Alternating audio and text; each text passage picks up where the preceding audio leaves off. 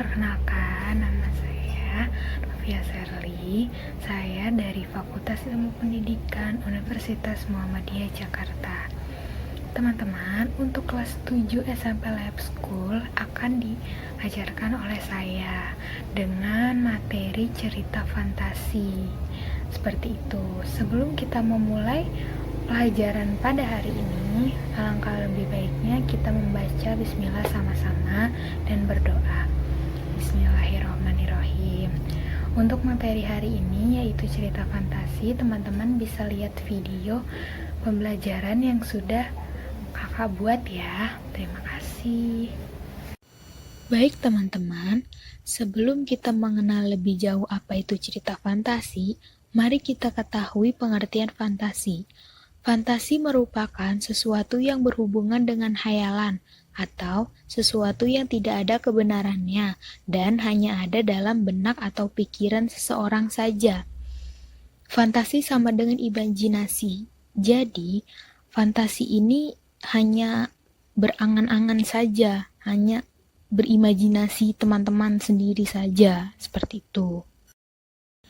Ya, setelah mengetahui apa pengertian fantasi, kita masuk ke cerita fantasi. Cerita fantasi adalah sebuah karya yang dibangun dalam alur cerita yang normal, namun sifatnya imajinasi atau imajinatif dan khayali.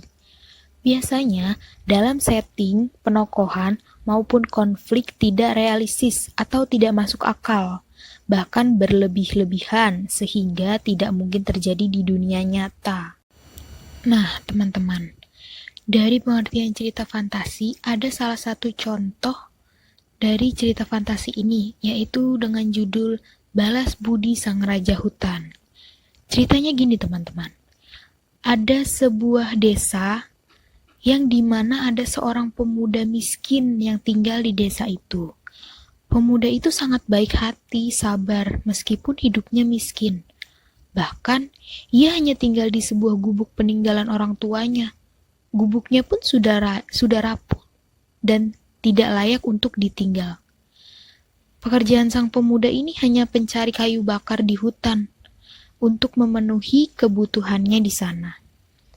Suatu ketika, sang pemuda sedang mencari kayu bakar di hutan, dan ia pun mendengar suara yang aneh dari balik semak-semak. Ia mencoba mendekati dan melihat apa yang ada di balik semak-semak itu. Apa teman-teman? Pemuda itu melihat seekor singa yang meraung kesakitan. Sang pemuda melihatnya cemas. Keadaan singa itu sangat lemah. Dan ada beberapa serpihan kayu tajam yang bersarang di punggung sang raja hutan ini. Sang pemuda merasa takut, namun ia juga prihatin akan keadaan singa tersebut. Karena ia juga iba, akhirnya ia menolong dan menenangkan singa dengan apa yang ia bisa. Dengan segenap keberaniannya, ia mendekati dan menenangkan singa dengan mengucapkan bahwa ia akan menolong dan tidak memburu. Pemuda ini meyakinkan singanya bahwa pemuda ini bukan pemburu yang ingin memburu singa tersebut. Sang singa pun mulai tenang dan mempersilahkan pemuda untuk mendekati dan menolongnya. Setelah pemuda ini mencabut semua serpihan yang ada di punggung singa, sang pemuda pun kemudian lari terbirit-birit karena ia takut diserang sang singa. Setelah mencari kayu bakar di hutan, setelah pemuda ini menolong sang singa, pemuda ini langsung lari terbirit-birit karena takut diserang dan dimangsa oleh singa.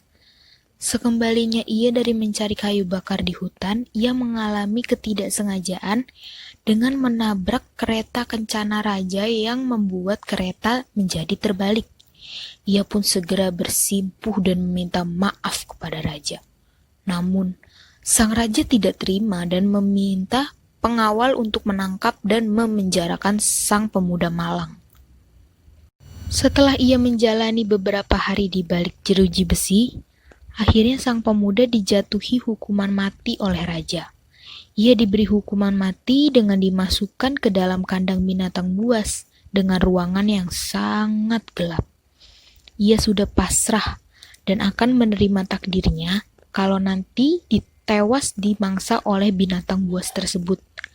Namun, sampai beberapa hari saat ia tidak merasakan ada serangan binatang buas, ada binatang yang di situ tidak menyentuhnya sama sekali.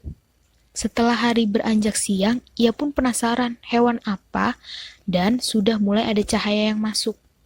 Alangkah terkejutnya sang pemuda ketika ia menemukan singa yang diselamatkan tempo lalu ada di kandang tersebut.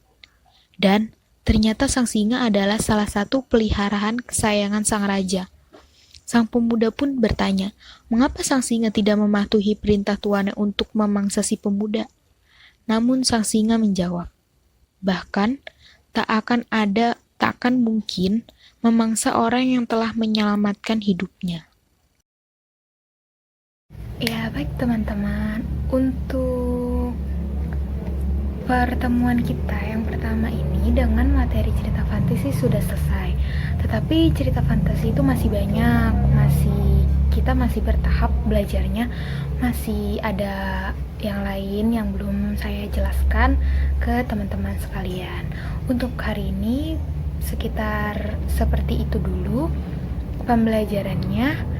Mari kita sambung dengan tugas-tugas yang sudah diberikan. Terima kasih. Jangan lupa mengucapkan hamdalah selesai membaca. Alhamdulillahirabbil alamin. Wassalamualaikum warahmatullahi wabarakatuh.